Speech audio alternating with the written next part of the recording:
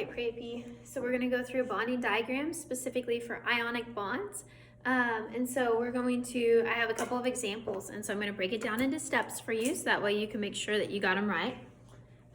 So first step that you're always going to do whenever you see a compound or you see two elements is you want to make sure that it is going to be an ionic compound. So you're looking for a metal and a nonmetal. Aluminum is a metal and phosphorus is a nonmetal. So we can find them on the periodic table. So aluminum's right here, it's one of our metals. So remember, everything on the left-hand side is going to be a metal, everything on the right-hand side is going to be a non-metal. And then phosphorus is right here, it's going to be a non-metal. So then, now that I've established that it's a metal and a non-metal, my next step is to draw the Lewis dot diagram. If you do not remember what a Lewis dot diagram is, it is simply the symbol, and then you're going to take the number of valence electrons, and you're going to give it that many dots. There's a couple of rules that apply, but that's the basics. So I'm going to look, and aluminum has 3 valence electrons. Remember, we're counting the big columns. That's our trick. So right here is 1. They all have 1 valence electron, 2 valence electrons. Everybody in the middle has 2, and then we come down here to 3, and aluminum's right here. So aluminum has 3 valence electrons. So I'm going to give it 3 dots. Some of the rules are that it can have no more than 2 to a side. So I give it 1, 2, 3 dots. Okay, aluminum now has 3 dots. That is a Lewis dot diagram for aluminum. I do the same thing with phosphorus. I'm going to look. Phosphorus is right here, so I'm going to count over. 1, 2, everybody in the middle has 2, so we go up to the next big column, 3, 4, 5. Phosphorus has 5 valence electrons, so I'm going to give it 5 dots. So I'm going to go 1, 2, 3, 4, 5. 5 dots. Okay, so aluminum wants to give away its electrons because both of them want to be like noble gases. And noble gases have 8 total valence electrons. And so these are the representation of their outer valence electrons. They all have inner electrons too. And so if you can get rid of that whole outer level, then you have a completely full and stable lower level underneath it. Or if you can fill up your outer level and make it stable, either option. So aluminum wants to get rid of them. It wants to shed that outer level so it can be stable because the next level is stable. Because it's going to be easier for it to lose 3 than to gain 5. Hopefully you can see that it needs 5 more. It has 5 empty spaces. And so it's a whole lot more to gain than it is to lose. And so it's going to lose. It's going to give them away because it wants to. Phosphorus, on the other hand, it's going to be easier for it to gain. It has missing spots right here. It just has 3 missing spots. So it's going to be easier for it to gain. And so that's exactly what happens. And so our positive thing, so aluminums are positive, our metal, so it has a +3 charge and a -3 charge. Our positive is always going to be giving to our negative because they want to. It's a mutual relationship. It's going to work out for both of them.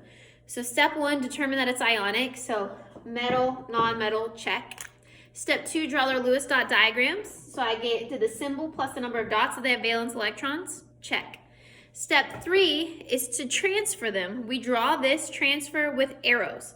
So I'm going to take and fill in the empty spots. So just like where I put those X's, those are the empty spots. So phosphorus is missing 1 here. So aluminum can give 1 to that spot because remember at most 2 to a side. It's missing 1 here. And it's missing 1 here. So I can draw those. I keep drawing arrows until I either run out of spots or I run out of dots. If they happen at the same time, we're good. If they don't happen at the same time, then we need to do some adjusting. And so in this case, they happen at the same time. Aluminum has given away all 3 of its valence electrons, so it is now stable. It looks like a noble gas. Phosphorus has gained 3 electrons, which makes it have a total of 8 because it had 5, gained 3 more, so now it has 8. So it's stable too. So it's good to go. And so this is our bonding diagram. So I only need 1 of each. So now I can write the formula. It's just ALP. 1 aluminum and 1 phosphorus.